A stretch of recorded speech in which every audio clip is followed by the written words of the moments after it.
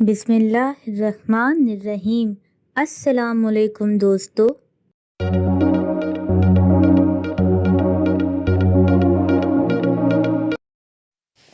आज का सवाल ये, इंटरनेट को उर्दू में क्या कहते हैं?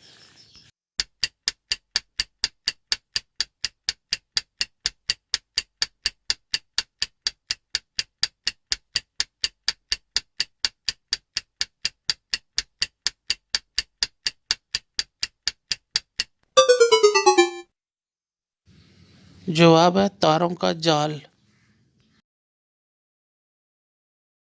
इस वीडियो को लाइक करें, हमारे चैनल को सब्सक्राइब करें और बेल आइकन जरूर प्रेस करें हमारी न्यू वीडियो सबसे पहले देखने के लिए।